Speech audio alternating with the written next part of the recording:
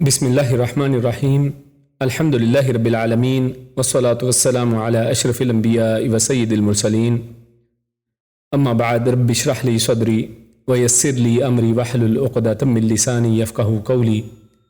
ربنا زدنا علما اللہم فقہنا فی الدین۔ آج میں انشاءاللہ تفسیر القرآن الکریم کے اس درس میں سورۃ الانفال اس کی آیت نمبر 58 سے 60 تک کا مطالعہ کریں گے، اور آج کی آیات میں جو مضامین ہمارے سامنے آنے والے ہیں وہ جیسا کہ ہم پیچھے پڑھ رہے ہیں، یہ سارا واقعہ جو ہے غزوہ بدر کے متعلق اور اس کی تفاصیل اور اسی سے جو اخذ شدہ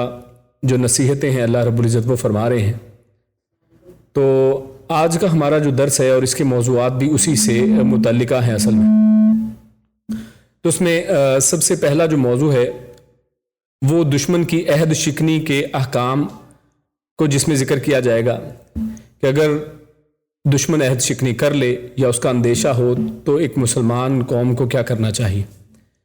اور دوسرے نمبر پر اللہ کو کوئی عاجز نہیں کر سکتا ہے، اللہ رب العزت قوت والا طاقت والا ہے۔ اور تیسرا موضوع ہمارے سامنے ہے جس میں دشمن سے مقابلے کی تیاری کا ایک تفصیلی جو ہے وہ حکم ہمارے سامنے آئے گا،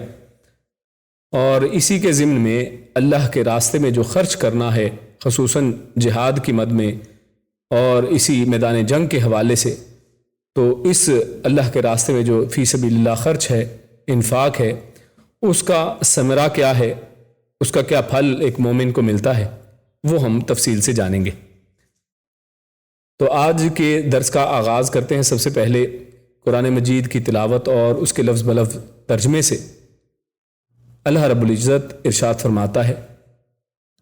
اعوذ باللہ من الشیطان الرجیم وَإِمَّا تَخَافَنَّ مِن قَوْمٍ خِيَانَةً فَانبِذْ إِلَيْهِمْ عَلَى سَوَاءٍ إِنَّ اللَّهَ لَا يُحِبُّ الْخَائِنِينَ وَلَا يَحْسَبَنَّ الَّذِينَ كَفَرُوا سَبَقُوا انہم لا يعجزون۔ ترجمہ کچھ یوں ہے، اللہ فرماتا ہے وَإِمَّا تَخَافَنَّ، اور اما اگر، تخافن میں جو خوف ہے یہ وہی جو اردو میں ہم لفظ استعمال کرتے ہیں خوف کا، ڈر کا، اسی لفظ سے یہ ماخوذ ہے۔ تو معنی یہ ہوگا کہ آپ واقعتاً ڈریں، یعنی اگر آپ واقعتاً ڈریں، من قوم،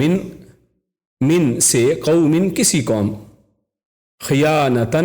خیانت یہ بھی اردو میں لفظ استعمال ہوتا ہے، معنی کچھ یوں ہوگا کہ اگر آپ واقعتاً ڈریں کسی قوم کی خیانت پر یا اس کی بدعہدی کے اوپر، عہد شکنی کے بارے میں، فانبذ،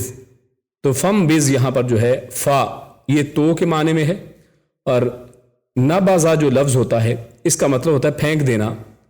اور یہ اللہ رب العزت نے جو فرعون کی قوم کو یا فرعونیوں کو، فرعون کو سمندر کے اندر غرق کیا تو وہاں پر بھی نابازہ اسی طرح کے لفظ آئے۔ تو فانبذ تو آپ پھینک دیں، الیہم ان کی طرف، علی سوا، علی اوپر، سوا برابر یا مساوی طور پر، یعنی اگر وہ عہد شکنی کرتے ہیں، اپنے وعدے کو، عہد کو توڑ دیتے ہیں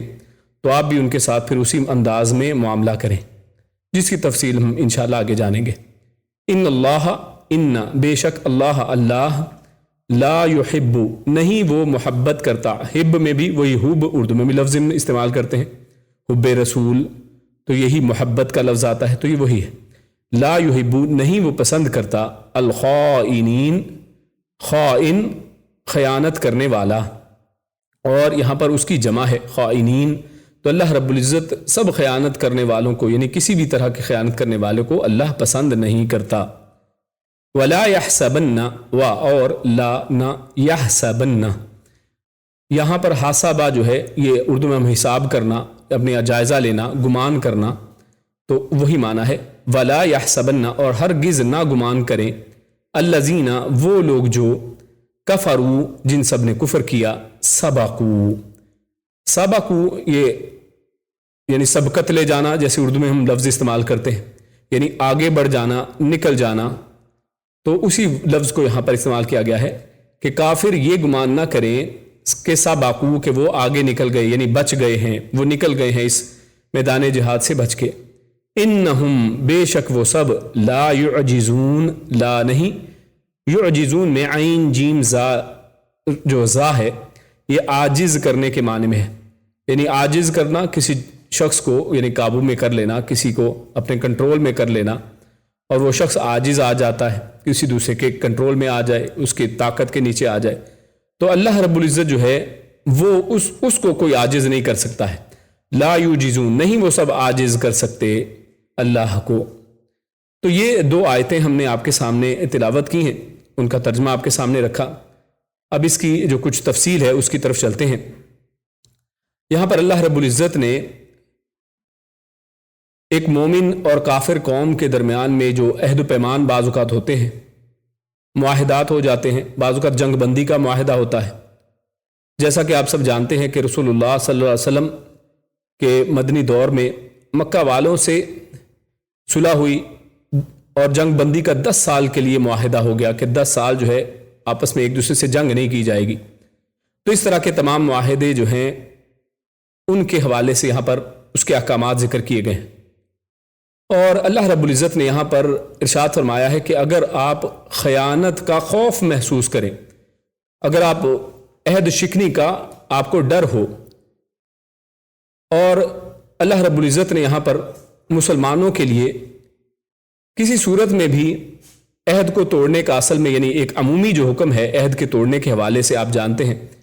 کہ اللہ رب العزت نے اس کے اوپر باقاعدہ کفارہ رکھا ہے، اور عہد توڑنا اسلام میں جائز نہیں ہے کہ انسان کسی بھی صورت میں، حتیٰ کہ کافر سے کیا ہوا عہد بھی انسان ایک مسلمان کو توڑنے کی اجازت نہیں دی گئی ہے. اور یہ اسلام جو ہے یہ دیگر مذاہب سے مختلف ہے، کیونکہ باقی مذاہب کے اندر آپ جانتے ہیں کہ ان میں اپنے مذہب کے علاوہ جو دیگر لوگ ہیں ان کے حوالے سے ان کی مال اور جان کو اور ان کے ساتھ کیے گئے عہد معاہدے کی کوئی حیثیت نہیں ہوتی ہے، اور وہ اپنے علاوہ ہر ایک کو حقیر سمجھتے ہیں. جیسا کہ آپ بھی آج بھی جانتے ہیں کہ اسرائیل اور غزہ اور فلسطین کا جو معاملہ چل رہا ہے، تو اس میں کس طرح سے مسلمانوں کو کوئی اہمیت نہیں دی جاتی ہے، جبکہ اسلام یہ مسلمان کو کسی بھی صورت میں وعدے کو توڑنے کی اجازت نہیں دیتا ہے. حتیٰ کہ اگر کسی قوم کے ساتھ معاہدہ ہو تو ان کے خلاف بھی کوئی کارروائی جائز نہیں ہے، خواہ وہ لوگ تمہاری ریاست کے اندر ہوں یا باہر. تو یہ ایک عمومی حکم تو یہ ہے کہ ایک مسلمان کو کسی کے ساتھ بھی خیانت کرنے کا، بد عہدی کرنے کا حکم نہیں ہے.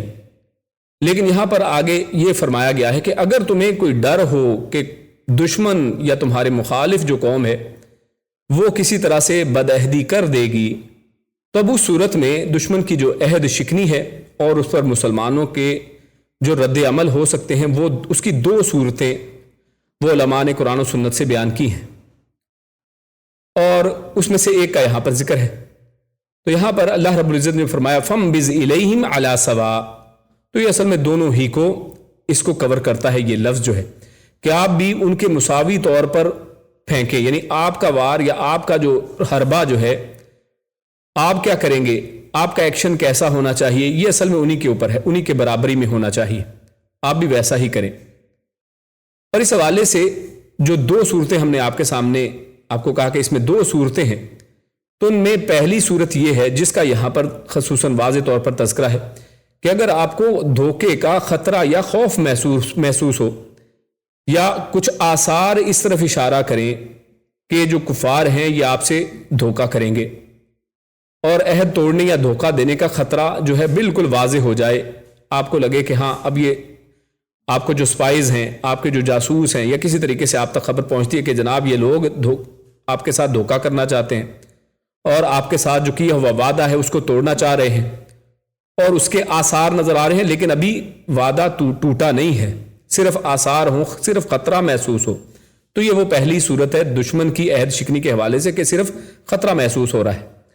تو پھر بھی آگاہ کیے بغیر ان کے خلاف خفیہ کارروائی یا کھلا حملہ کر دینا جائز نہیں ہے. یعنی اسلام میں اس حوالے سے کیا حکم ہمیں دیا گیا ہے کہ اگر صرف خطرہ ہو تو کیا ہے کہ آپ خفیہ طور پر ان کے خلاف کارروائی نہیں کر سکتے ہیں. ہاں یہ بات درست ہے کہ آپ ان اعلان کر دیں کہ جناب ہمیں یہ خبریں پہنچی ہیں، آپ وعدہ توڑنا چاہ رہے ہیں اور یہ ہمارے پاس ثبوت موجود ہیں، ابھی توڑا نہیں ہے لیکن اس کے آثار، اس کا خطرہ اور اس کا ایک ڈر وہ واضح ہو گیا ہے۔ تو اس صورت میں مسلمانوں کو کیا حکم ہے کہ وہ اعلان کر کے واضح کر دیں کہ ہمارا تمہارا معاہدہ ختم ہو گیا ہے، تاکہ تم پر عہد توڑنے یا دھوکہ دینے کا الزام نہ آئے۔ اور اللہ رب العزت نے قرآن و سنت میں یہ اتنا بہترین اصول ہمیں بتایا ہے کہ کہیں ایسا نہ ہو، کیونکہ آپ جانتے ہیں کہ کفار تو پہلے ہی مکار اور فریبی لوگ ہیں، ورنہ سارا ملبہ آپ پر ڈال دیں گے کہ نہیں جناب آپ ہی اصل میں معاہدہ توڑنا چاہتے تھے اور آپ نے پہلے حملہ کیا ہے اور آپ اصل میں دھوکہ دے رہے ہیں، آپ پر سارے الزامات لگا دیے جائیں گے، کیونکہ آپ جانتے ہیں کہ کفار سارے مل کر اکٹھے ہو جاتے ہیں۔ تو اللہ رب العزت نے خیانت کرنے والوں کو پسند نہیں کیا ہے۔ اس آیت کے آخر میں بھی اللہ نے کیا فرمایا؟ ان اللہ لا يحب الخائنین، اللہ خیانت کرنے والوں کو پسند نہیں کرتا۔ تو یہ مسلمانوں کی طرف سے خیانت ہو جائے گی کہ اگر صرف خدشے کی ڈر کے اوپر مسلمان کافروں پر بغیر اطلاع دیے خفیہ کارروائی یا بغیر اطلاع دیے کوئی حملہ کر دیں، تو یہ جو ہے یہ جائز ایک مسلمان کے لیے بھی نہیں ہے، کیونکہ اللہ خیانت کرنے والوں کو پسند نہیں کرتا ہے۔ چنانچہ رسول اللہ صلی اللہ علیہ وسلم کے خلفاء کی سیرت بھی یہی رہی کہ کفار کی طرف سے عہد شکنی کے خطرے کی صورت میں معاہدے کے خاتمے کا اعلان فرما دیتے اور پھر حملہ آور ہوتے، یعنی پہلے معاہدے کے خاتمے کا اعلان کیا جائے گا، ان کو آگاہ کیا جائے گا، اور پھر آپ اگر حملہ کرنا چاہیں تو آپ حملہ کر سکتے ہیں، وہ آپ کی حکمت عملی ہے۔ یہ پہلی صورت ہے۔ اور دوسری صورت کیا ہے کہ دشمن کی واضح عہد شکنی ہو جائے، یعنی پہلے میں تو یہ تھا خوف تھا عہد شکنی کا، ڈر تھا، آپ کو کچھ خبریں ملی ہیں اس طرح کی لیکن واضح نہیں ہے، لیکن دوسری صورت میں یہ ہے کہ دشمن واضح طور پر عہد شکنی کرتا ہے۔ تو اس صورت میں اصل میں کیا حکم ہے؟ تو جب کسی قوم نے بدعہدی کر دی ہے تو اس پر پھر بے خبری میں بھی حملہ کیا جا سکتا ہے، پھر بتانے کی ضرورت نہیں ہے، کیونکہ واضح طور پر وہ اپنے عہد کو، معاہدے کو توڑ چکے ہیں، عہد شکنی کر چکے ہیں۔ تو آپ کے اوپر کوئی ملبہ نہیں ہے، آپ کے اوپر کوئی اس کا الزام جرم نہیں ہے، بلکہ آپ پھر حملہ کرنا چاہیں تو جیسے مرضی جب مرضی چاہیں بغیر اطلاع دیے آپ حملہ کر سکتے ہیں۔ اور اس کی بھی ہمیں سنت سے اس کی دلیل ملتی ہے، جیسا کہ کفار مکہ نے رسول اللہ صلی اللہ علیہ وسلم کے حلیف جو تھے بنو خزاع، ان پر بنو بکر جو ہے اس کے حملے میں انہوں نے مدد کی تھی ان کی۔ حالانکہ مسلمانوں کا کفار سے معاہدہ یہ ہوگا کہ ہم ایک دوسرے کے پر حملہ نہیں کریں گے، نمبر ایک، اور دوسرا یہ کہ اس معاہدے میں شامل جتنے بھی دونوں سائڈوں کے قبیلے یا مختلف قبائل ہیں، اگر ان میں بھی آپس میں کوئی لڑائی ہوتی ہے تو ایک دوسرے کا ہم ساتھ، یعنی کیونکہ یہ معاہدہ ہو چکا ہے کہ ایک دوسرے پہ حملہ نہیں کریں گے، تو ایک دوسرے کا وہاں پر بھی قبیلوں کا ساتھ نہیں دیا جائے گا، جبکہ کفار نے اس وعدے کو توڑا اور بنو بکر کے حملے میں شریک ہو گئے اور صلح حدیبیہ کا معاہدہ توڑ دیا۔ تو رسول اللہ صلی اللہ علیہ وسلم نے ان پر بغیر خبر دیے چڑھائی کر دی، اور انہیں خبر اس وقت ہوئی جب اسلامی فوجیں مکہ کے قریب آ پہنچی، اور یہ اصل میں وہی فتح مکہ کا معاملہ تھا۔ تو مسلمان جو ہیں اپنے عہدوں کی کس قدر پاسداری کرتے ہیں، اس کی ہم مثال ایک اور واقعے سے دیکھتے ہیں کہ جو سلیم بن عامر وہ بیان کرتے ہیں کہ معاویہ رضی اللہ تعالی عنہ وہ رومیوں کی سرزمین کی طرف کوچ کر رہے تھے، آپ کے مابین معاہدے کی مدت ختم ہونے والی تھی، یعنی معاہدہ ابھی ختم ہوا نہیں تھا لیکن بالکل اختتام کے قریب تھا کہ اب معاہدہ ختم ہو جائے۔ تو آپ امیر معاویہ رضی اللہ تعالیٰ عنہ وہ چاہتے تھے کہ ان کے قریب پہنچ جائیں، یعنی دشمن کے قریب ہم پہلے ہی پہنچ کے ڈیرا ڈال دیتے ہیں، اور جیسے ہی مدت ختم ہوگی، مدت ختم ہوتے ہی اچانک ان پر حملہ کر دیں گے۔ تو انہوں نے دیکھا، یعنی امیر معاویہ دیکھتے ہیں کہ ایک بزرگ سواری پر سوار ہیں اور کہہ رہے ہیں اللہ اکبر اللہ اکبر، عہد پورا کرنا ہے، عہد توڑنا نہیں ہے، یعنی یہ آوازیں بلند کرتے ہوئے ایک بزرگ آ رہے ہیں۔ کیونکہ رسول اللہ صلی اللہ علیہ وسلم نے ارشاد فرمایا، یعنی وہ بزرگ یہ بھی ساتھ حدیث بیان کرتے ہیں، دلیل دیتے ہیں کہ جس کا کسی قوم سے کوئی جو ہے عہد ہو تو ہرگز نہ کوئی گرا کھولے اور نہ اسے باندھے یہاں تک کہ اس کی مدت ختم ہو جائے، یا برابری کی بنیاد پر ان کا عہد ان کی طرف پھینک دے، جیسا کہ اس آیت میں آیا ہے۔ یعنی ابھی تک انہوں نے اصل میں نہ معاہدے کو توڑا ہے، نہ ابھی مدت پوری ہوئی ہے، تو آپ یہاں پر اس طرح سے آ کر بیٹھ نہیں سکتے۔ تو اس کے اوپر انہوں نے امیر معاویہ رضی اللہ تعالیٰ عنہ کو تنبیہ کی۔ تو یہ حدیث جو ہے انہوں نے جب بیان کی تو معاویہ رضی اللہ تعالیٰ کو جب یہ پہنچی تو وہ واپس آ گئے۔ معاویہ رضی اللہ تعالیٰ نے اس حدیث کے اوپر عمل کیا ہے اور اس کی مخالفت نہیں کی ہے، اور حدیث بیان کرنے والے یہ بزرگ جو تھے عمرو بن عبسہ رضی اللہ تعالیٰ عنہ تھے، جنہوں نے یہ حدیث بیان کی، اور معاویہ رضی اللہ عنہ نے اس حدیث کو سنا، اس کو تسلیم کیا رسول اللہ صلی اللہ علیہ وسلم کے اس حکم کو، اور فوجیں واپس چلی جاتی ہیں۔ تو یہ حدیث سے پتہ چلتا ہے کہ مسلمان کس قدر وعدوں کی پابندی کرنے والے ہیں، اور مسلمان کس طرح ایک دوسرے کو خیر خواہی کی طرف نصیحت کرنے والے ہیں، اور مسلمانوں کے جو خیر القرون ہے اس میں کس طرح احادیث کو مانا جاتا تھا، سنا جاتا تھا، حدیث پہنچ جاتی تو کیسے اس کے اوپر عمل کیا جاتا تھا، ڈٹائی نہیں کی جاتی تھی۔ اس کے بعد آیت نمبر 59 ہمارے سامنے آتی ہے۔ اللہ رب العزت ارشاد فرماتا ہے وَلَا يَحْسَبَنَّ الَّذِينَ كَفَرُوا سَبَقُوا۔ تو یہاں سب سے پہلے وہ کفار قریش مراد ہیں جو میدان بدر سے جان بچا کر بھاگ نکلے تھے، یعنی بہت سو کو تو پکڑ لیا گیا لیکن بہت سے جو ہے بھاگ بھی گئے۔ تو جو بھاگ گئے اللہ رب العزت ان کو اب مخاطب کر کے فرما رہے ہیں کہ تم یہ گمان نہ کرنا کہ تم بچ گئے ہو، تم یہاں سے بھاگ گئے ہو اور کامیاب ہو گئے ہو اپنی جانوں کو بچانے میں۔ انہم لا یعجزون، کہ بعد میں بھی تم ایسا نہیں ہے کہ تم واپس جاؤ گے اور پھر مسلمانوں کے خلاف سازشیں کرو گے اور مسلمانوں کے اوپر سبقت لے جاؤ گے، نہیں، اللہ کو تم عاجز نہیں کر سکتے ہو۔ تو وہ ہرگز نہ سمجھے کہ وہ اللہ کی گرفت سے بچ کر نکل گئے ہیں۔ اس کی گرفت سے کون نکل سکتا ہے؟ اللہ کو کون عاجز کر سکتا ہے جو ساری کائنات کا پیدا کرنے والا، ایک ایک چیز اللہ کے حکم پر چلتی ہے۔ ہاں، انسان کو اصل میں مرضی دی گئی ہے، ورنہ ایک ایک کائنات کی جو چیز ہے وہ اللہ کے حکم کے اوپر عمل کرنے والی ہے۔ اللہ رب العزت حکم دے تو کوئی چیز جو ہے کفار اگر نکلنا بھی چاہیں تو ان کے پاؤں وہیں پر جم جائیں، ان کے گھوڑے آگے نکل نہ سکیں، تو اللہ رب العزت کو کسی صورت بھی عاجز نہیں کیا جا سکتا ہے۔ تو اس لیے اللہ کی پکڑ سے بھی کوئی بھاگ نہیں سکتا ہے، جیسا کہ اللہ رب العزت نے آخری پارے میں ارشاد فرمایا ہے ان بطش ربک لشدید، اللہ رب العزت کی پکڑ بڑی ہی شدید، بڑی ہی پاورفل، طاقتور ہے۔ اور یہ خصوصی طور پر تو یہاں پر کیونکہ پیچھے پس منظر کے اعتبار سے کفار اور بدر کے یہ بھاگنے والے لوگ مراد ہیں، لیکن یہ عام ہے، یہ آیت الفاظ کے عموم کا تقاضا اور حقیقت واقعی یہی ہے کہ کافر کوئی بھی ہو وہ اپنے آپ کو اللہ کی گرفت سے بچ نکلنے میں ہرگز کامیاب نہیں سمجھے، اور اگر دنیا میں اس کی گرفت کا مظاہرہ نہ بھی ہو تو موت کے وقت اس کے بعد وہ بچ کر کہاں جائیں گے؟ کیونکہ آج ہم دیکھتے ہیں نا بعض اوقات کہ کافر اپنے ظلم میں بڑھتے چلے جاتے ہیں اور ان کی کوئی لگام ہی نہیں پکڑتا ہے۔ تو یہ اللہ رب العزت کی حکمت کے تحت ہے، یعنی یہ ایسا نہیں ہے کہ اللہ رب العزت نعوذ باللہ عاجز آ گیا ہے، نہیں، یہ اللہ کی حکمت ہے، یہ اللہ کی ڈھیل ہے، یہ تدریج ہے کہ اللہ رب العزت ان کے اوپر اپنے عذاب کو اور سخت کرنا چاہتا ہے، ان کی پکڑ کرنا چاہتا ہے۔ تو یہ گمان نہ کہیں کہ وہ بچ گئے ہیں، وہ کبھی اللہ کو عاجز نہیں کر سکتے ہیں۔ اللہ تعالیٰ جب چاہے جیسے چاہے ان پر عذاب بھیج سکتا ہے۔ اس کے بعد ہم آیت نمبر 60 کی طرف چلتے ہیں اور سب سے پہلے اس کی تلاوت اور ترجمہ آپ کے سامنے پیش کرتے ہیں۔ اللہ فرماتا ہے اعوذ باللہ من الشیطان الرجیم وَأَعِدُّوا لَهُم مَّا اسْتَطَعْتُم مِّن قُوَّةٍ وَمِن رِّبَاطِ الْخَيْلِ تُرْهِبُونَ بِهِ عَدُوَّ اللَّهِ وَعَدُوَّكُمْ وَآخَرِينَ مِن دُونِهِمْ لَا تَعْلَمُونَهُمْ اللَّهُ يَعْلَمُهُمْ وَمَا تُنفِقُوا مِن شَيْءٍ فِي سَبِيلِ اللَّهِ يُوَفَّى إِلَيْكُمْ وَأَنتُمْ لَا تُظْلَمُونَ۔ آیت نمبر 60 میں اللہ رب العزت ارشاد فرماتا ہے وَأَعِدُّوا، وا اور اعدُّوا، یہ عائد جو ہے یہ تیار کرنے کو کہا جاتا ہے۔ عَدَّ اللَّهُ لَهُم مَغْفِرَةً، جیسے اور بھی قرآن مجید کی جگہ جگہ پر یہ لفظ آیا ہے۔ تو تیار کرنا، اور تم سب تیار کرو، لہم ان کے لیے کن سے مراد کیا ہے؟ یعنی دشمنوں کے لیے، کفار کے لیے تم تیار کرو، ان کے مقابلے کے لیے تم تیار کرو، ما جو یا جتنی استطاعتم، استطاعت ہو، یہ اردو کا لفظ ہم استعمال کرتے ہیں، تم سب، یعنی تم سب میں جتنی استطاعت ہو، جتنی گنجائش ہو، جتنی طاقت ہو،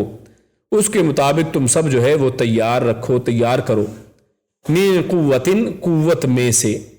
ومن رباط الخیل، اور بندے ہوئے گھوڑوں میں سے، رباط الخیل یعنی بندے ہوئے گھوڑے، ترہبون، تم سب ڈراتے رہو، رہابا جو ہے، رہابا یہ ڈرانے کے معنی میں آتا ہے، رہبانیہ بھی اسی سے نکلا ہے، تو تم سب ڈراتے رہو بھی اس کے ذریعے سے، یعنی اسی طاقت، قوت اور گھوڑوں کے ذریعے سے تم کافروں کو ڈراتے رہو ان کو تیار کر کے. عدو اللہ، کن کو ڈرانا ہے؟ عدو اللہ، جو اللہ کے دشمن ہیں ان کو. وعدوکم، اور جو تمہارے دشمن ہیں ان سب کو. وآخرین، اور کچھ دوسروں کو بھی. آخر یعنی دوسروں کو بھی. من دونہم، ان کے علاوہ. وہ کون ہیں جو ان کے علاوہ ہیں؟ لا تعلمونہم، لا نہیں، تعلمون تم جانتے، تم علم رکھتے، ہم ان کے بارے میں، یعنی تم انہیں نہیں جانتے. اللہ یعلمہم، اللہ جو ہے وہ جانتا ہے انہیں. وما تنفقوا، وما اور جو تنفقوا تم سب خرچ کرو گے. یہاں پہ تنفقوا میں انفاق کا لفظ ہے جو خرچ کرنے کے معنی میں آتا ہے. اور تم سب جو کچھ بھی خرچ کرو گے، من شیئن، کسی چیز میں سے بھی، فی سبیل اللہ، اللہ کے راستے میں. یوفا، یوفا یہ وفا یا وفاداری بھی جو لفظ آتا ہے یہ اسی سے ہے اصل میں، یعنی پورا کرنا، پورا لوٹایا جائے گا. یوفا وہ پورا لوٹائے گا. الیکم پورا لوٹایا جائے گا، یہ پیسو وائس ہے اصل میں، یعنی فعل مجہول ہے. لوٹایا جائے گا الیکم تمہاری طرف، یعنی اس کا اجر جو ہے تمہیں پورا دیا جائے گا. وانتم اور تم سب لا تظلمون تم سب ظلم نہیں کیے جاؤ گے. تو یہ ایک آیت ہے، آیت نمبر 60، لیکن اس میں بہت سے احکامات ہیں، بہت سی سمجھنے کی چیزیں ہیں جس کو آگے ہم تفصیل سے جانتے ہیں. سب سے پہلے اللہ رب العزت نے اس آیت کا آغاز وَأَعِدُّوا لَهُم مَّا اسْتَطَعْتُم مِّن قُوَّةٍ اس سے کیا ہے، جس میں اللہ رب العزت نے مسلمانوں کو ایک حکمیہ انداز میں، اعدوا میں فعل امر ہے، ایک حکم دیا ہے. اور وہ حکم کیا ہے کہ تم سب نے تیاری کرنی ہے، تم سب نے تیار کرنا ہے.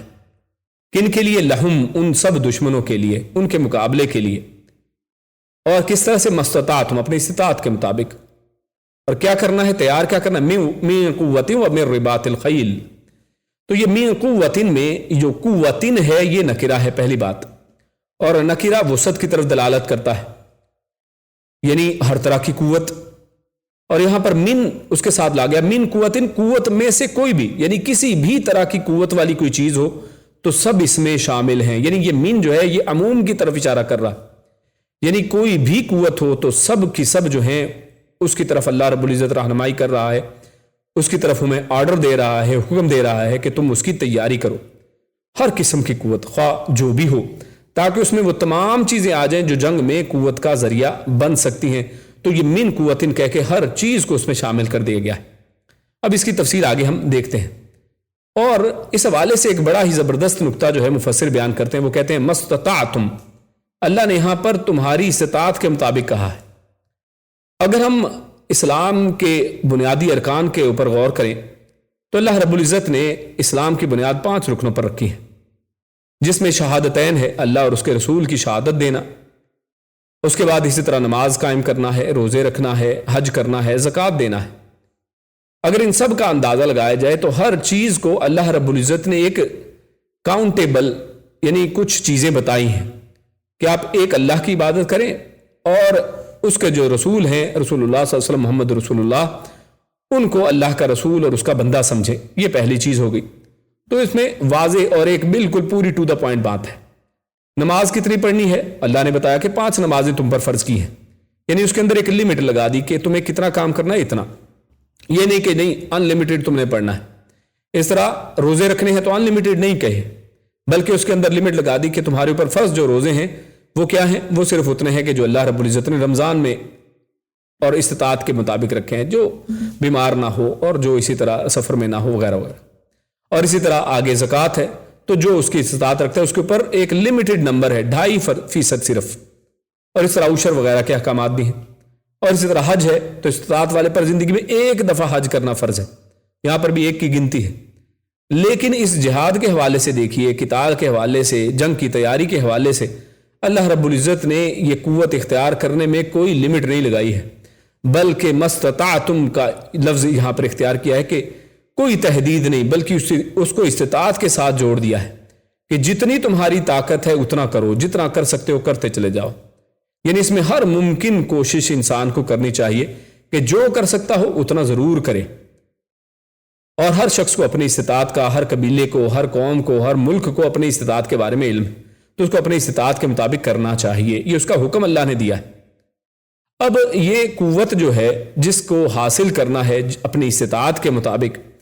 اس کے حوالے سے علماء نے اس کی تیاری میں درج ذیل جو چیزیں ہیں ان کا ذکر فرمایا ہے کہ یہ اصل میں کیا کیا چیزیں ہیں جن کی تیاری کرنی ہے۔ تو اس میں سب سے پہلے جو قوت حاصل کرنی ہے،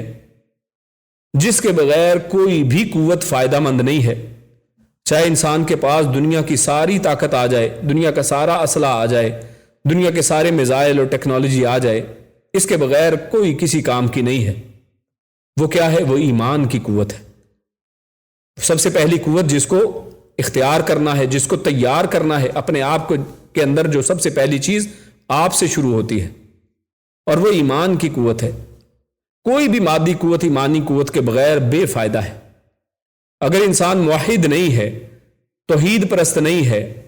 اس کا بھروسہ، اس کا توکل اللہ پہ نہیں ہے، اور جیسے پچھلی آیات میں ہم نے یہ ساری چیزیں ذکر کی ہیں، اللہ کے ذکر کی پچھلے درس میں بات آئی تھی، اللہ کے ذکر کرو اس جہاد کے اندر، اس دوران اس کو ذکر کو جاری رکھو۔ اللہ کا ذکر جو بندہ نہیں کرتا ہے، اس کے ایمان کے اندر وہ چیز شامل نہیں، امید وہ صرف اللہ سے نہیں رکھتا ہے، تو اس کے بغیر پھر یہ ساری طاقتیں بے فائدہ ہیں۔ اس لیے سب سے پہلی، سب سے اہم وہ قوت ایمان کی قوت ہے، کیونکہ اگر یہ قوت ہو تو جنگ بدر کے اندر حالات ہم نے دیکھی ہے کہ مسلمانوں نے اپنی استطاعت کے مطابق جو کر سکتے تھے کیا، اور باقی ان کا ایمان تھا اصل میں جو ڈٹا ہے، جو دشمن سے لڑا ہے وہ ایمان ہے، جس کی وجہ سے اللہ رب العزت نے مسلمانوں کو مدد دی ہے وہ ان کا ایمان تھا، جس کی وجہ سے اللہ رب العزت نے ان مومنوں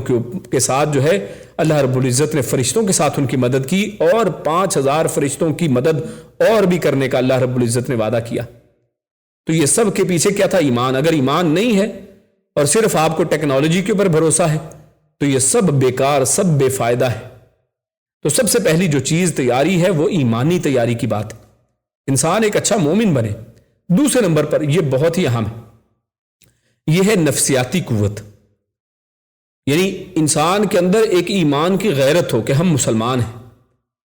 یہ دین ہمارا جو ہے یہ سب سے بہترین دین ہے۔ اللہ کے دشمن کے ساتھ لڑنے کا ارادہ اس کے دل کے اندر ہمیشہ جاگتا رہے، اس کے لیے وہ تیار رہے، شہادت کا شوق ہمیشہ اس کے دل کے اندر رہے۔ یہ چیزیں کیا کریں گی؟ اس کے اندر حوصلہ پیدا ہوگا۔ یہ نفسیاتی چیزیں، انسان کے دل کے اندر اگر دشمن کے لڑنے کا ارادہ نہیں ہے تو اچانک اس کے اوپر پل پڑے کچھ بھی نہیں کرے گا، کیونکہ پہلے سے ذہن سازی نہیں ہوئی ہے، اس کے اندر ایمانی غیرت پیدا نہیں ہوئی ہے، وہ دشمن کو دشمن سمجھتا ہی نہیں ہے تو لڑے گا کیا؟ اس طرح اس کے اندر حوصلہ ہمت ہی نہیں ہے تو پھر کچھ نہیں کر سکتا ہے۔ تو اسلام کے غلبے کا شوق، کفر کے خلاف کھڑے ہونے کے جذبات اس کے اندر ہونے چاہیے، اور دوسری طرف دلوں میں کافروں اور دشمنوں کا خوف اور رعب مسلط نہ ہو۔ یہ دونوں ہی طرح کی بات ہے، یعنی نفسیاتی طور پر یہ نہیں کہ جیسے آج ہماری قوم ہے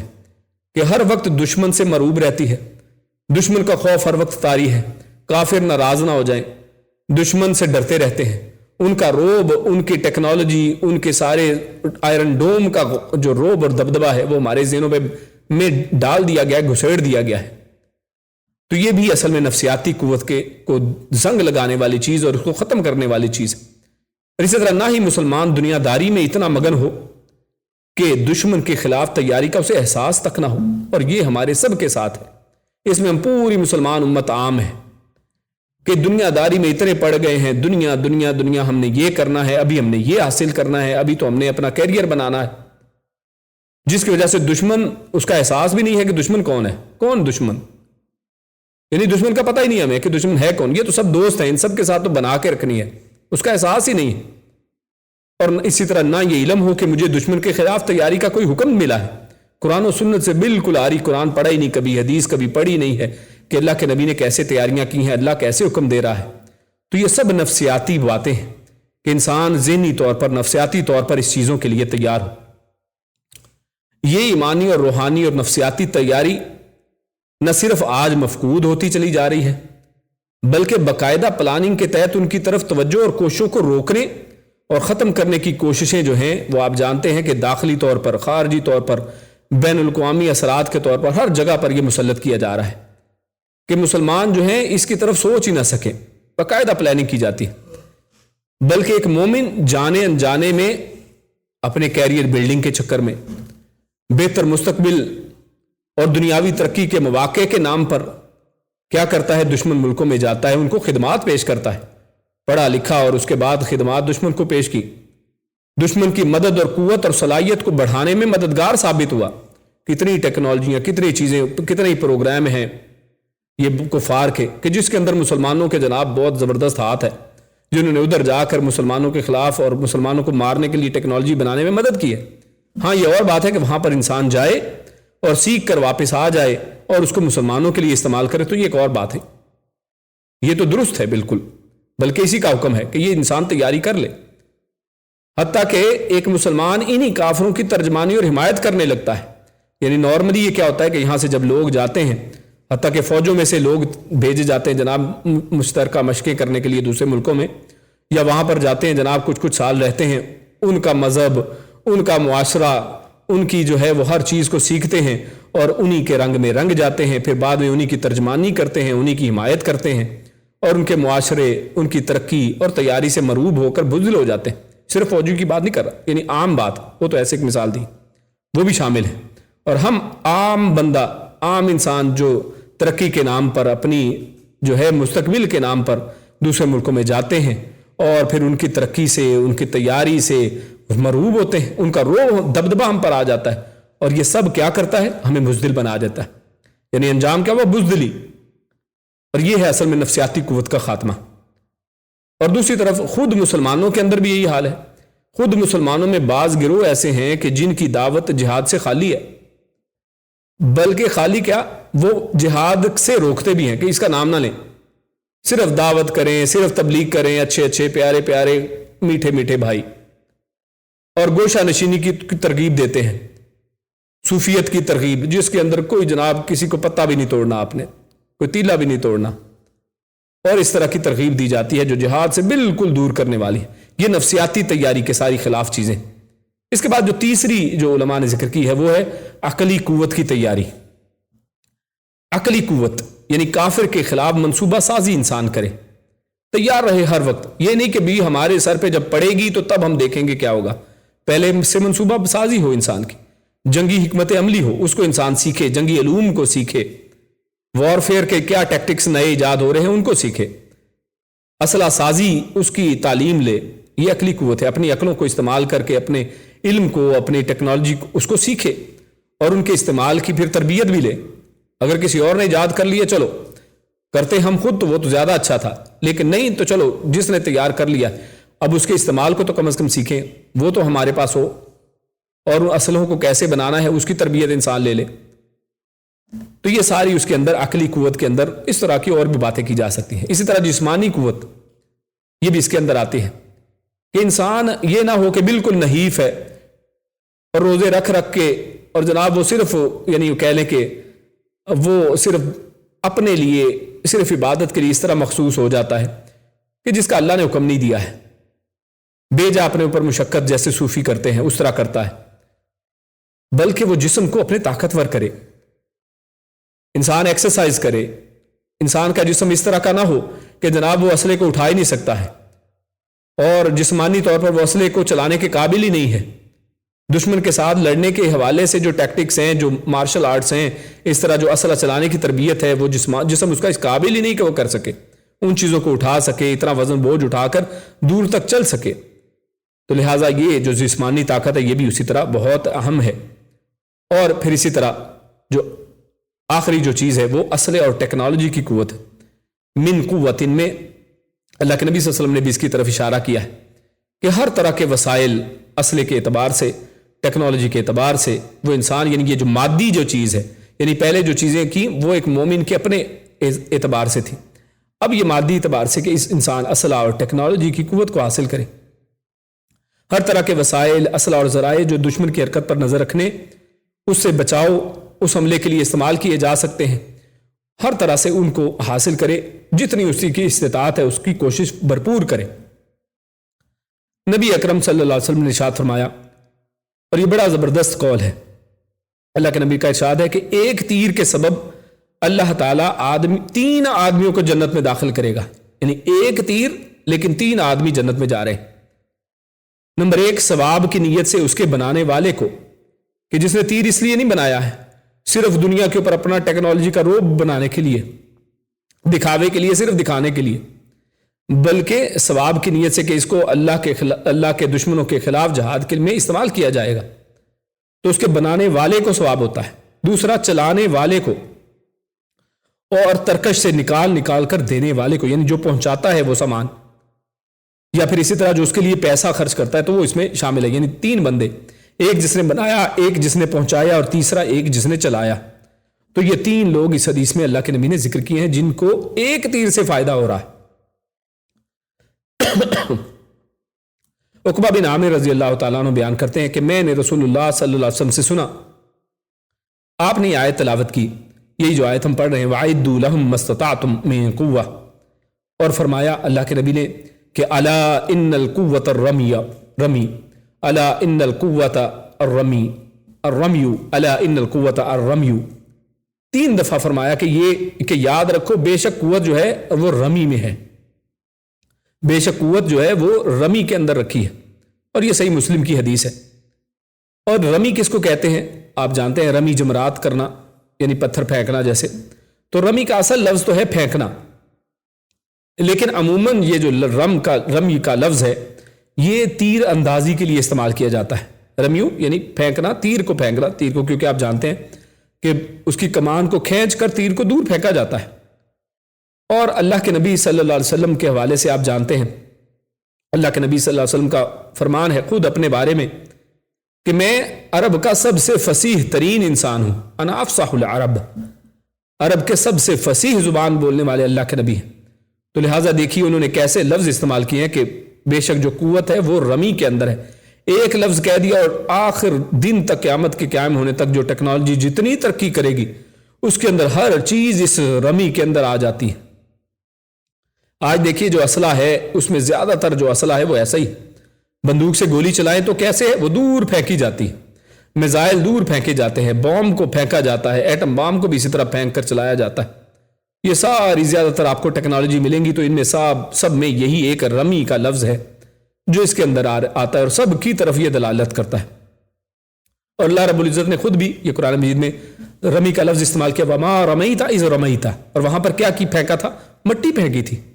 یعنی کچھ بھی چیز جو پھینکی جائے، چاہے مٹی ہے، چاہے تیر ہے، چاہے وہ کوئی گولی ہے یا کوئی بم ہے یا کوئی راکٹ ہے، سب کی سب اصل میں اس کے اندر شامل ہیں۔ رسول اللہ صلی اللہ علیہ وسلم اور خیر القرون کے زمانے میں انہی کے دور سے دور مار کرنے والی جو بھی چیز تھی اسے جنگ میں استعمال کیا گیا ہے۔ جیسے آپ جانتے ہیں کہ جنگوں کے اندر منجنیق بھی استعمال کی گئی ہے رومنز کے خلاف، جس سے پتھر پھینک کر قلعوں کی دیواریں توڑ دی جاتی تھی۔ اب مسلمانوں کو منجنیق بنانی نہیں آتی تھی، اب مسلمانوں نے کیا کیا، انہی لوگوں سے جو ان کے اندر سے لوگ آئے اور انہوں نے کہا کہ ہم آپ کی مدد کرتے ہیں ان کے خلاف، ان کی دیواروں کو توڑنے میں، اور اس طرح سے توڑا جاتا ہے کہ یہ ایک منجنیق کی طرح کی چیز ہے، پتھر کو، اس میں بھاری پتھر کو پھینکیں گے، وہ دور پھینک کر اس کو دیواروں کو توڑ دے گی۔ تو مسلمانوں نے ان سے ٹیکنالوجی سیکھی اور سیکھ کر اس کو انہی کے خلاف امپلیمنٹ کیا ہے۔ تو یہ آج بھی ہم کر سکتے ہیں۔ مسلمانوں نے اپنے غلبے کے زمانے میں ہر جدید ہتھیار استعمال کیا ہے۔ بارود کی ایجاد کے بعد بھی ترک خلفاء توپوں کی تیاری سے غافل نہیں رہے ہیں،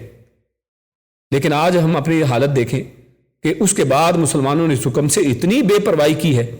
کہ دشمن جو ہے اس میدان میں ہم سے بہت آگے نکل گیا ہے اسلحے کی تیاری میں۔ اب عالم اسلام اللہ تعالیٰ کی دی ہوئی ہر نعمت کے باوجود اسلحے کے لیے الا ماشاء اللہ، یعنی کچھ کو چھوڑ کر غیروں کا محتاج ہے، یعنی کچھ خود بنا سکتے ہیں، کچھ نہ کچھ بنا لیتے ہیں خود، لیکن زیادہ تر کیا ہے، وہ غیروں کے محتاج ہے۔ حالانکہ پورا پیسہ ہے ریسرچ اینڈ ڈیولپمنٹ اور اس اسلحے کے اوپر لگایا جا سکتا ہے، لیکن کیا ہے، چھوٹے موٹے صرف ہتھیار بنتے ہیں۔ ہوائی جہاز کوئی نہیں بنا سکتا، ہیلی کاپٹر کوئی نہیں بنا سکتا، گاڑیاں کسی ملک میں نہیں بنتی ہیں، کمپیوٹر، توپیں، ریڈار وغیرہ تمام چیزوں میں وہ دوسروں کا دستے نگر ہے۔ اور غور کریں ان کافروں کے اوپر بھی کہ وہ کیا کرتے ہیں، وہ ایسی چیزیں بناتے ہیں کہ ان کے اندر چپیں ایسی فکس کرتے ہیں کہ آپ نے اگر ان سے جہاز خرید لیے، چیزیں خرید لی، جب چاہے وہ بٹن دبا کر ان کو نکارا بیکار کر سکتے ہیں، یعنی پورا کنٹرول ان کے ہاتھوں میں ہے۔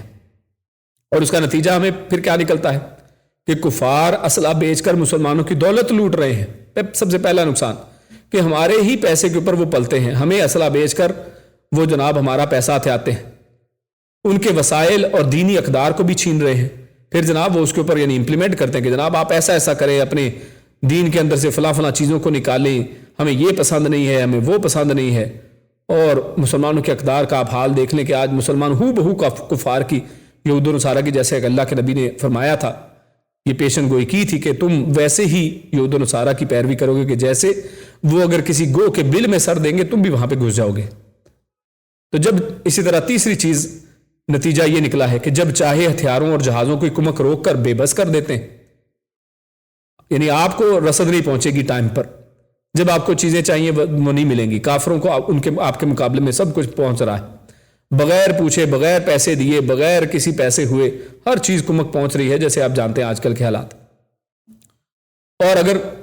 اس میں بڑا اہم نکتہ ہے کہ پاکستان جیسا غریب ملک اگر وہ ایٹم بم بنا سکتا ہے تو وہ کون سی چیز ہے جو مسلم ملک نہیں بنا سکتے ہیں؟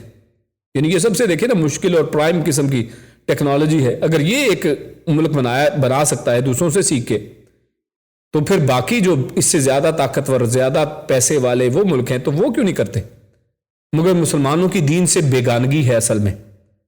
کہ وہ دین کی علم ہی نہیں ہے، دین کی اہمیت ہی نہیں ہے، دشمن کی چال بازی کی فکر ہی نہیں ہے، ہوش ہی نہیں ہے، اپنوں کی غداری اور طمع و حرص کے نتیجے میں پیدا ہونے والی جو بزدلی ہے، یہ ان میں یہ چیزیں بنانے کی ضرورت ہی پیدا نہیں کرتی۔ یعنی پیسے سے تھوڑی چیزیں، اسی لیے دیکھیں پیچھے ہم نے جو باتیں کی تھی کہ جو قوت ہے سب سے پہلی ایمان کی قوت، پھر اسی طرح آپ کے اندر جو ہے یعنی آپ کی نفسیات اس طرح کی ہو، تو یہ ساری چیزیں قوتیں جو ہیں وہ اصل میں کمی ہے ان کی، یہ ضرورت ہی نہیں ہے، اندر خوف ہے اور ان کے پیچھے لگنے کی وہ حرص، اور جو چیزیں جو سبز باغ وہ دکھاتے ہیں وہ ہم دیکھتے ہیں، اور یہ سب مسلمانوں کا اپنا کیا درا ہے۔ کیوں؟ کیونکہ حکمران اپنے عوامی کی تصویر ہوتے ہیں، یعنی حکمران کہیں باہر سے کوئی ٹپکے نہیں ہے کہیں سے، وہ کہیں ہم نے امپورٹ نہیں کیے ہیں، بلکہ ہماری ہی ایک شکل ہے۔ جتنی ہمیں فکر ہے اپنے دین کی، اب وہی اصل میں آپ کو ایک بڑے پیمانے پہ میگنیفائی کر لیں تو وہاں پہ آپ کو مل جاتی ہے۔ اور اہم بات جو ہے مایوس ہونا، یعنی یہ سب باتیں کرنے کے باوجود کیا ہے کہ مایوسی کو اللہ نے حرام کیا ہے۔ مایوس ہونا کسی صورت بھی جائز نہیں ہے، اور نہ کفار کو ناقابل شکست سمجھ کر ہاتھ توڑ کر بیٹھ جانا چاہیے، یعنی ان کے روب میں ہمیں نہیں آنا ہے کہ جناب وہ تو ناقابل اب شکست ہیں اور ہم اپنے آپ کو خود ہی ڈپریس کر لیں۔ کیوں؟ کیونکہ اللہ تعالیٰ کے فرمان کے مطابق کفار جتنی بھی کوشش کر لیں کبھی نور اسلام کو بجھا نہیں سکیں گے، اور یہ سب کس لیے ہے؟ وہی ایمان کی قوت، کفار کے مقابلے میں ذہن سازی، یہ اس کی وجہ سے ولا والبرا کے عقیدے کو سمجھنا، ہمارا دشمن کون ہے، ہمارا دوست کون ہے۔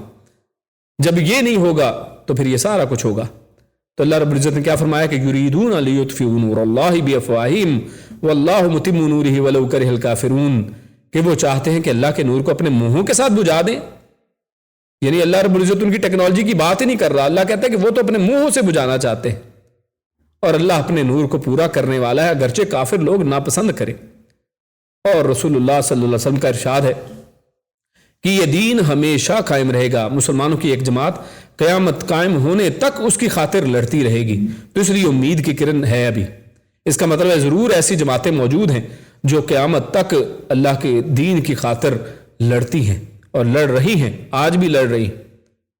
اسی طرح مغیرہ بن شعبہ رضی اللہ تعالیٰ عنہ، جابر بن عبداللہ رضی اللہ تعالیٰ عنہ اور معاویہ رضی اللہ تعالیٰ عنہ سے مروی ہے کہ رسول اللہ صلی اللہ علیہ وسلم کی حدیث میں ان لوگوں کے دین پر قائم رہنے اور غالب رہنے کی خوشخبری بھی آئی ہے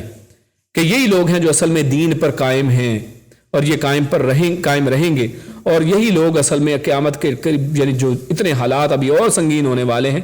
اس میں غلبہ انہی لوگوں کو ملے گا۔ اور آپ جانتے ہیں حدیث کے اندر قیامت کے قریب کی حدیث ہے کہ جب دجال آنے والا ہوگا،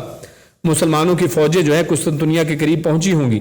اور وہاں پر ہر روز حملہ کریں گی، 3 دن گزر جائیں گے حملہ کر کے، لیکن فائدہ نہیں ہوگا۔ پھر آخر میں ان کے اللہ اکبر، الحمدللہ، سبحان اللہ کہنے سے اللہ رب العزت اس کے دروازے کھول دے گا آپ کے لیے، اللہ فتح دے دے گا۔ یعنی اصل میں ایمان کی قوت اپنے اندر پیدا کریں، دشمن کے خلاف لڑیں اور لڑنے کے لیے نکلیں، اپنے دل کے اندر وہ جذبہ، وہ طاقت، اور وہ ہماری قوم کے اندر، ہماری یوتھ کے اندر وہ سارا ہونا چاہیے۔ اس کے لیے تیاری، ذہن سازی پہلے ضروری ہے، اور پھر اس کے ساتھ امید ہے کہ ہم بھی ان لوگوں میں شامل ہو جائیں۔ اس کے بعد آگے چلتے ہیں۔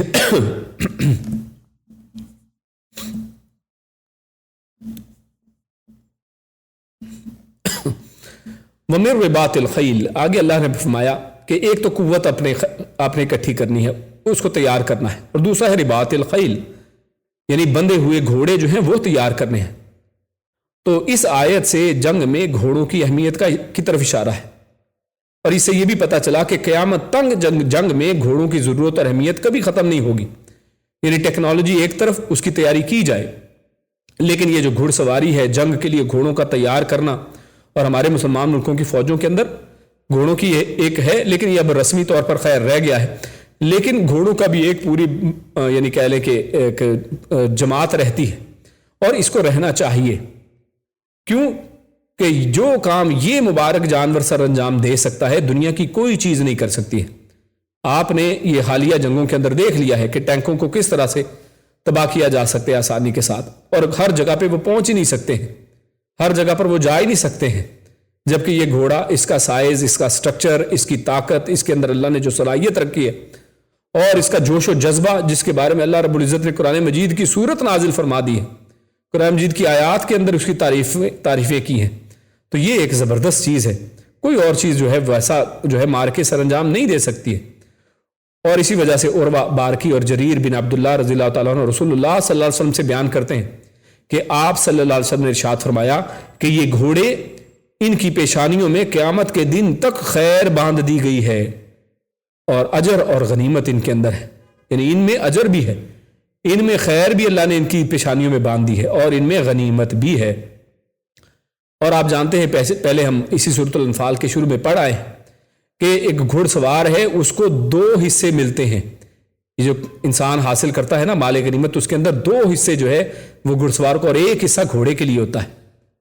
اسی طرح اس حکم سے سوار فوج کی اہمیت بھی ظاہر ہوتی ہے، اس لیے مسلمان کو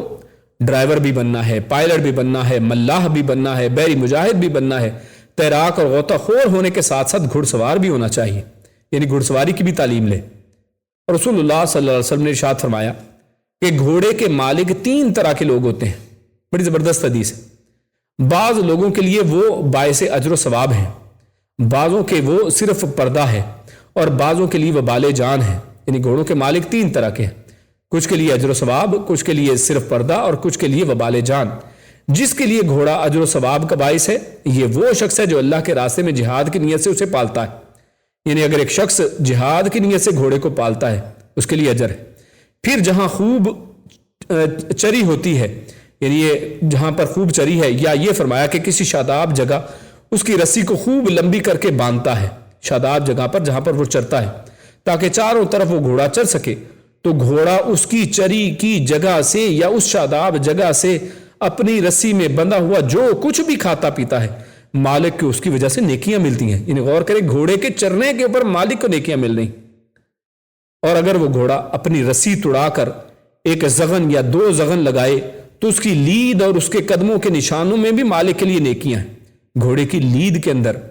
اور اس کے قدم کے نشانوں کے اندر اللہ کے پیارے حبیب صلی اللہ علیہ وسلم نے نیکیاں مالک کے لیے رکھی۔ اور اگر وہ گھوڑا نہر سے گزرے اور اس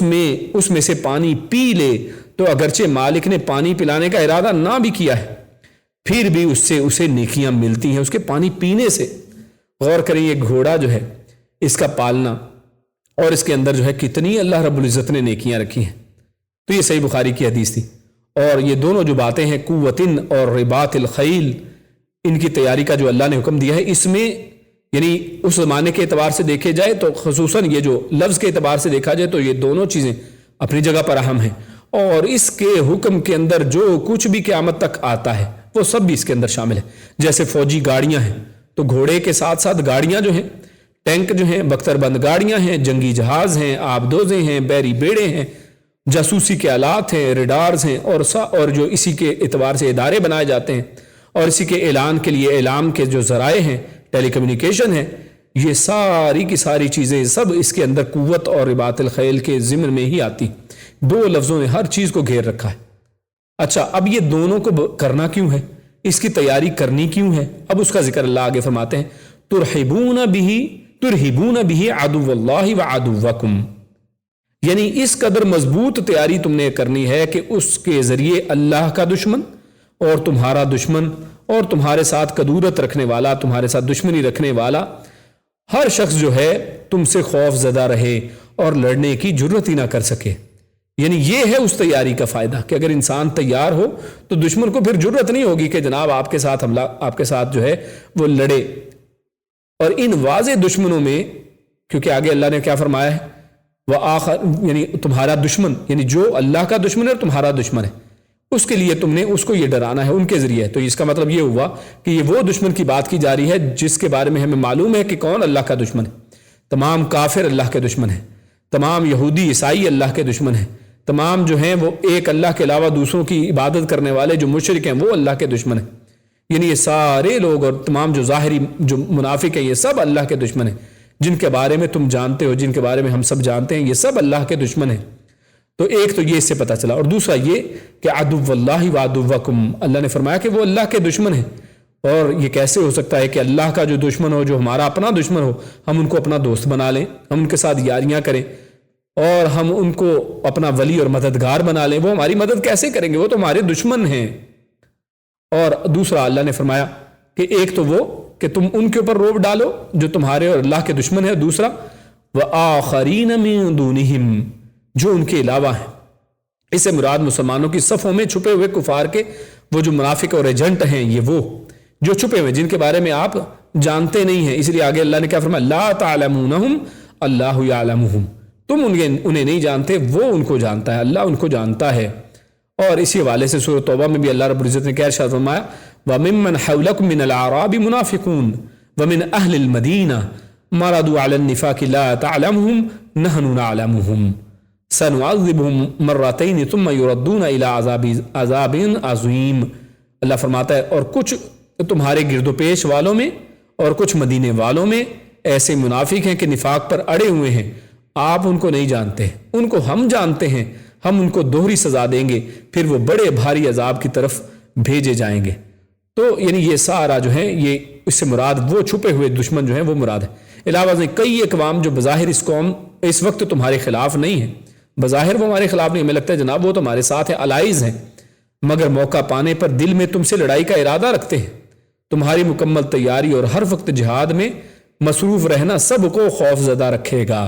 یعنی اگر آپ جہاد میں مصروف رہیں، اپنی تیاری جاری رکھیں تو وہ خوف زدہ رہیں گے۔ اور اسی وجہ سے آپ جانتے ہیں کہ مسلمان ملکوں کے پاس جن کے پاس قوت طاقت ہے ان کے اوپر پابندیاں لگانے کی کوشش کی جاتی ہے۔ کیوں؟ ان کا خوف ہے، ان کے اوپر جناب فلاں ٹیکنالوجی کا پروگرام بند کر دیں، فلاں ایٹم بم بنانا بند کر دیں، فلاں چیز بند کر دیں۔ کیوں؟ کیونکہ اس کا ان کو خوف ہے، تو لہٰذا اس وجہ سے وہ آپ سے ڈرتے ہیں اور یہ ان کے لیے خوف کا باعث ہے۔ لا تعلمونہم اللہ یعلمہم، اس کا بعض مفسرین نے ایک اور ترجمہ بھی کیا ہے، اس سے مراد وہ کہتے ہیں کہ جن اور شیاطین کے لشکر اس سے مراد بھی ہیں، یعنی تمہاری تیاری کی بدولت وہ بھی دشمنوں کے دلوں میں لڑائی کے جذبات نہیں ابھار سکیں گے۔ یعنی وہ جتنا مرضی کہیں کہ لڑو لڑو لڑو، ان کے دماغوں میں ڈالیں تو وہ کہیں گے ہم پاگل تھوڑے ہیں کہ ہم لڑیں، مسلمانوں کے پاس اتنی قوت طاقت ہے، وہ تیار بیٹھے ہیں۔ اور آپ جانتے ہیں کہ مسلمانوں کا روب اور دبدبہ ایک معاہد کا، ایک مشرک کے مقابلے میں ایک مہینے کی مسافت پر اللہ نے خوف ان کے دلوں میں ڈال دیا ہے۔ اور اس طرح آگے اللہ فرماتا ہے وَمَا تُنْفِقُوا مِنْ شَيْءٍ، یعنی پہلی بات تو تیاری تھی، اور تم نے تیاری ہر طرح کی کرنی ہے جتنی تمہاری استطاعت ہے۔ اور دوسرا اللہ فرماتا ہے اور جو کچھ بھی تم خرچ کرو گے من شیئن، یعنی پہلے کیا، وَمَا تُنْفِقُوا، جو کچھ تم خرچ کرو، یعنی خرچ کی ہر طرح کی چیز اس میں شامل ہو جائے گی۔ اور من شیئن، کچھ بھی، یعنی وہ چاہے تھوڑا ہو چاہے زیادہ ہو، وہ ہر چیز اس کے اندر شامل ہے۔ یعنی اصل میں جہاد کے اوپر جو مال خرچ کرنا ہے، جہاد کے لیے، اس کی تیاری کے لیے، مجاہدین کے لیے جو مال خرچ کرنا ہے، یہاں پر اس کی زبردست ترغیب ہے کہ آپ نے اپنی استطاعت کے مطابق جو کچھ کر سکتے ہو، کوئی ایک کھجور دے سکتا ہے، کوئی ایک ریال دے سکتا ہے، کوئی ایک روپیہ دے سکتا ہے، وہ سب کرے۔ یہ من شیئن کے اندر سب شامل ہے۔ تو فی سبیل اللہ خرچ کی عمومی فضیلت ہم جانتے ہیں، سورۃ البقرہ آیت نمبر 261 میں ہم نے دیکھی اللہ کے راستے میں خرچ کرنے کی کیا فضیلت ہے۔ اور در حقیقت دشمن کے خلاف جنگ میں جو چیز سب سے زیادہ مدد دیتی ہے نا، وہ کفار کے خلاف جہاد میں مال خرچ کرنا ہے، کیونکہ اس وقت مال کی ایک پیچھے سے کنٹینیوس ضرورت پڑتی ہے اسلحے کی تیاری کے لیے، اور اسی طرح جو مجاہدین ہیں ان کے نان نفقے کے لیے، پھر اسی طرح ان کے پیچھے جو ان کے بیوائیں ہیں ان کی مدد کے لیے، اور جو پیچھے ان کی فیملیاں ہیں ان کی مدد کے لیے، یہ سب کے لیے مال اور یہ جو انفاق ہے اس کی بڑی اہمیت ہے۔ اس لیے اللہ تعالیٰ نے جہاد میں مال خرچ کرنے کی ترغیب دیتے ہوئے فرمایا اللہ فرماتا ہے وما تنفقوا من شیء فی سبیل اللہ، جو کچھ تم خرچ کرو گے اللہ کی راہ میں، چاہے وہ تھوڑا ہو چاہے وہ زیادہ ہو، ہر ایک کی اللہ کو قدر ہے۔ اس لیے اللہ فرماتا ہے یوفا الیکم، وہ تمہیں پورا پورا بدلہ دے گا، تمہیں اس کا پورا بدلہ دیا جائے گا، یعنی قیامت کے روز اس کا اجر کئی گنا کر کے دیا جائے گا، حتیٰ کہ اللہ تعالیٰ کے راستے میں خرچ کیے گئے مال کا ثواب 700 گنا تک، بلکہ اس سے بھی زیادہ جو ہے وہ ذکر کیا گیا ہے ابو داؤد کی حدیث کے اندر۔ اس طرح اللہ کا فرمان ہے، بلکہ قرآن مجید کے اندر بھی سورۃ البقرہ کے اندر ہم یہ پڑھ آئے ہیں کہ اللہ رب العزت نے اس حوالے سے ہمیں اس کی طرف ترغیب دلائی ہے۔ اللہ کا فرمان ہے کہ سلائیڈ چینج کر لیں۔ اللہ فرماتا ہے من ذا الذی یقرض اللہ قرضا حسنا فیضاعفہ لہ اضعافا کثیرا واللہ یقبض ویبسط والیہ ترجعون، آیت نمبر 245 سورۃ البقرہ ہے کہ جو اللہ کو قرض حسنا دے، یعنی اللہ رب العزت نے قرض حسنا اس کو کہا ہے، آپ اللہ کو دیں، اللہ اس قرض کو واپس آپ کو لوٹائے گا بڑھا چڑھا کر، اضعافا کثیرا، اور اللہ رب العزت جو ہے وہ چاہے جس کی مرضی جب چاہے تنگ کر دے جب چاہے کھول دے۔ روزیاں جو ہیں، یہ خرچ جو ہے، جو مال ہے، یہ اللہ کے ہاتھ کے اندر ہے اور اسی کی طرف تم نے لوٹنا ہے، تو لہٰذا آخرت کے لیے تیاری انسان کر لے۔ اگر چاہتا ہے کہ اللہ کھل کر دے تو اس کو چاہیے کہ دنیا کے اندر خرچ کرے۔ اور اس حوالے سے ہم کچھ احادیث آپ کے سامنے پیش کریں گے جو خصوصاً جہاد کے اندر جو انفاق فی سبیل اللہ ہے اس کے اوپر دلالت کرتی ہیں، اس کی اہمیت فضیلت کو ظاہر کرتی۔ ابو مسعود انصاری رضی اللہ تعالیٰ عنہ وہ فرماتے ہیں کہ ایک شخص لگام والی اونٹنی لے کر حاضر ہوا اور کہنے لگا کہ یہ میں اللہ کے راستے میں دے رہا ہوں۔ رسول اللہ صلی اللہ علیہ وسلم نے ارشاد فرمایا کہ تمہیں اس کے بدلے قیامت کے دن 700 لگام والی اونٹنیاں ملیں گی۔ یعنی غور کیجیے، زبردست قسم کی بشارت ہے ایسے شخص کے لیے جو اللہ کے راستے میں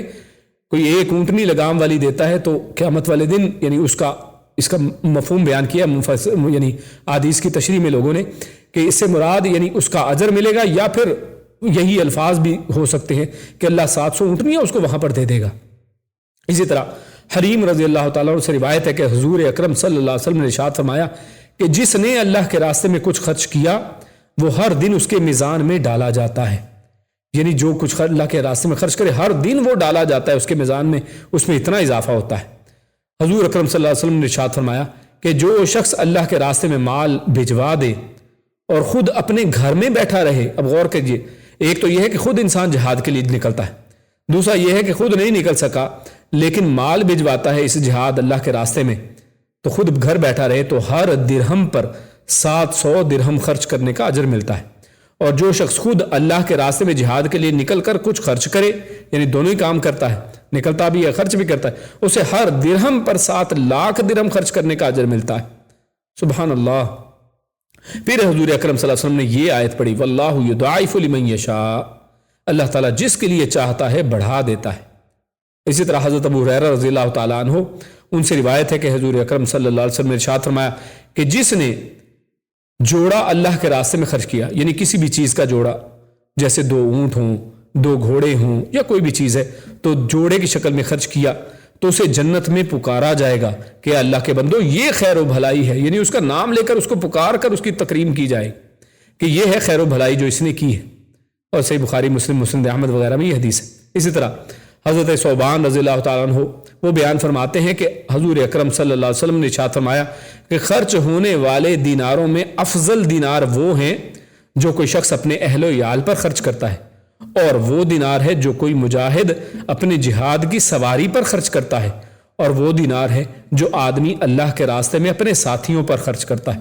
اور غور کیجئے کہ اللہ کے راستے میں خرچ کرنے والے مال کیے ہوئے مال میں سب سے بہترین مال سب سے پہلے تو اپنے اہل و عیال پر خرچ کرنا ہے، اور پھر اس کے بعد اس جہاد کی باری ہے، اور باقی ساری چیزیں جہاد ہی کے حوالے سے ہیں۔ جہاد کی سواری پر خرچ کرنا، اور آدمی اللہ کے راستے میں اپنے ساتھیوں پر خرچ کرے، جہاد کے لیے نکلے ہوئے لوگوں پر خرچ کرے، تو دیکھیے زبردست قسم کی فضیلت اور زبردست قسم کا مال کا خرچ جو ہے وہ بیان کیا جا رہا ہے۔ تو ہم لوگ عموماً نکالتے ہیں اپنے مال کو، تو اس کو کیوں نہ ایسے راستوں کے اندر، ایسے چینلز کے اندر خرچ کیا جائے۔ اسی طرح عثمان بن عفان رضی اللہ تعالیٰ عنہ نے غزوہ تبوک کے موقع پر تنگی کے وقت میں 1000 دینار کے ذریعے سے لشکر اسلام کی مدد کی تھی، اور انہوں نے یہ دینار رسول اللہ صلی اللہ علیہ وسلم کی گود مبارک میں ڈال دیے۔ آپ صلی اللہ علیہ وسلم انہیں اپنے ہاتھوں سے الٹتے پلٹتے تھے اور ارشاد فرماتے تھے کہ آج کے دن کے بعد عثمان کا کوئی عمل نقصان نہیں پہنچا سکتا ہے. کتنی زبردست بشارت. آپ صلی اللہ علیہ وسلم بار بار ان الفاظ کو دہراتے تھے کہ آج کے بعد جو ہے عثمان کو کوئی عمل بھی اس کو نقصان نہیں پہنچا سکتا ہے. اور اس طرح دوسری حدیث میں اللہ ان سے راضی ہو گیا، اس کے الفاظ بھی آتے ہیں. اور آخر میں اللہ رب العزت نے یعنی یہ سب تمام جو ہے اور بے شمار اور فضائل ہیں، مختصر وقت ہے اور صرف چند چیزیں آپ کے سامنے رکھی ہیں. آخر میں اللہ کیا فرماتا ہے، وَأَنْتُمْ لَا تُظْلَمُونَ. ایک تو آپ کو پورا بدلہ ملے گا، اور یہ دیکھ لیجئے پورا بدلہ کیسا ہے. یعنی برابری نہیں ہے بلکہ مزید اضافے ہیں اس کے اندر بڑھوتری ہے، اور کئی لاکھ اور ان گنت جو ہے اس کے اندر بدلہ ایک مومن کو مل رہا ہے. اور آخر میں اللہ فرماتا ہے وَأَنْتُمْ لَا تُظْلَمُونَ. تم پر ظلم نہیں کیا جائے گا، تم ظلم نہیں کیے جاؤ گے، یعنی تمہارے لیے اس کے اجر و ثواب میں کچھ بھی کمی نہیں کی جائے گی، اور تمہارا حق تلفی جو ہے تمہاری حق تلفی نہیں ہوگی. جو خرچ کرو گے وہاں پر تم اس کو پالو گے، اور وہاں پر جو انسان کو خوشی حاصل ہوگی. اللہ رب العزت ہم سب سے بھی راضی ہو. اللہ رب العزت ہم سب کو بھی ان کے نقشے قدم پر چلنے کی توفیق عطا فرمائے. اللہ رب العزت ہم سب کو نیک عمل اور اچھی سمجھ کی توفیق عطا فرمائے. ہم نے جو یہاں پر پڑھا سنا اس کو سمجھنے کی اور اس کے بارے میں غور و فکر کرنے کی، اپنی اصلاح کرنے کی توفیق عطا فرمائے. وآخر دعوانا الحمدللہ رب العالمین. سبحان ربک رب العزت عما یصفون وسلام علی المرسلین والحمدللہ رب العالمین. جزاکم اللہ خیر و بارک اللہ فیکم. السلام علیکم ورحمۃ اللہ وبرکاتہ.